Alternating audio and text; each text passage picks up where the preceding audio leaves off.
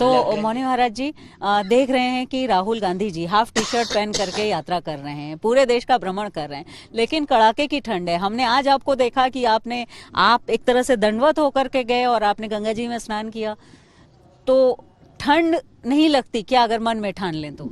योगा कर्म सुकौशलम, संकल्प से बड़ी कोई ताकत नहीं होती। और राहुल गांधी जी कोई अन्य वसुंधरा में नहीं पैदा हुए, वो भी भारत की भूमि की ही हवा में पले हैं, यहीं का अन्न लिए हैं, यहीं का जल लिए हैं और इसी भारत माता की गोद में रहते हैं और योग वो करते हैं। क्योंकि जब वो उनका पारिवारिक संबंध अमेठी से रहा है, वो स्वयं भी रोज 2 घंटे व्यायाम करते हैं।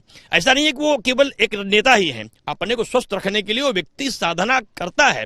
राजनीतिक भाषा एक अलग है और सत्यता ये है कि वो रोज योग पर विश्वास करते हैं, योग करते हैं, प्राणायाम करते हैं और तमाम वो इस तरीके की क्रियाएं करते हैं जिससे वो स्वस्थ रहें। आज उनकी पदयात्रा को देख के लोगों को आश्चर्य हो रहा होगा कि एक टी शर्ट में टहल रहा है। भारत का नौजवान हिमालय के पहाड़ियों पे जब सीमा की रक्षा करने के लिए बर्फ पे खड़ा हो सकता है, तो देश का राजनीतिज्ञ अगर टी शर्ट पहन के चल रहा है तो उस पर आश्चर्य करने की आवश्यकता नहीं है। बहुत बड़ी बात बता रहे हैं कि जब सीमा पर खड़े हो सकते हैं देश के युवा, तो राजनीतिक यात्रा कर रहे हैं तो उसमें क्या। और जिस तरह से भारत भूमि है ये, उत्तर प्रदेश में डिप्टी सीएम है ब्रिजेश पाठक जी, उन्होंने ये कहा कि मैं, स्वास्थ्य विभाग भी उनके पास है, तो कहा मैं इस बात का विशेषज्ञों से पता कर रहा हूं कि इस तरह से कैसे कोई कर सकता है। तो आपको लगता है कि ये संभव है या राजनीतिक रूप? क्योंकि राजनीति की अगर हम बात करें तो महात्मा गांधी भी धोती लपेट करके, उनको सभी राजनीतिक दलों के लोग मानते हैं, लेकिन वो भी इस तरह से काम करते रहे। मेरे देश के आदरणीय प्रधानमंत्री जी जितना सम्मान महात्मा गांधी जी का करते हैं उससे सब छोटे हैं। देखिए, यह संभव होगा कब? कहा जब योग को करेंगे तब। कहा योग करेंगे कब? कहा जब योग के बारे में जानेंगे तब। योग के बारे में जानेंगे कहा जब संयम होगा तब। संयम होगा कब? कहा जब संकल्प होगा तब। संकल्प होगा कब? कहा जब प्रतिज्ञा होगी तब। प्रतिज्ञा होगी कब? कहा जब लक्ष्य होगा तब।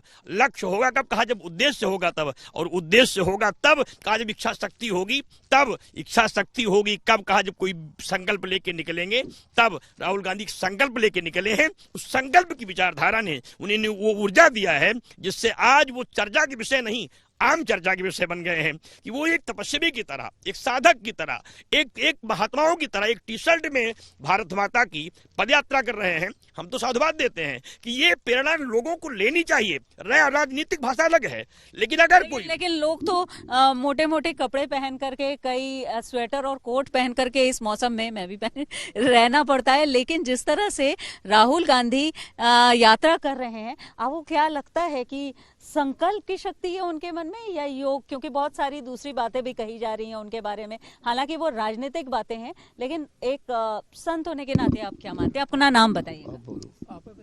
देखिए, ऐसा है, सही बात यह है कि राजनीति छोड़ दीजिए, तो यह भारत भूमि है। इस भारत भूमि में रहने वाला जितना भी जीव है प्राकृतिक, वो हिमालय की जड़ी बूटियों के उन हवाओं से प्रभावित होकर के कंदराओं में रह सकता है। पदयात्रा करता है जो व्यक्ति, उसको 5 प्रकार के रोग नहीं होते।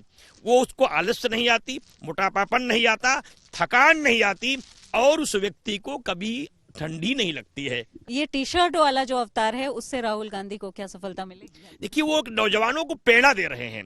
वो ये दिखाना चाहते हैं कि राजमहल में रहने वाला व्यक्ति भी तपस्या कर सकता है। राहुल गांधी का जो संदेश है बड़ा सकारात्मक है कि मैं केवल राज परिवार में पला हुआ, विदेश के नाम से बदनाम होने वाला बेटा ही नहीं हूं। मैं भारत का सपूत हूं, भारत में जन्मा हूं, भारत में रहता हूं, भारत की योगों में विश्वास करता हूं, योग में विश्वास करता हूं, तप में विश्वास करता हूं। भारत की परिक्रमा करके मैं दिखा दूंगा कि मैं भारत का लाल हूं, भारत में रहता हूं।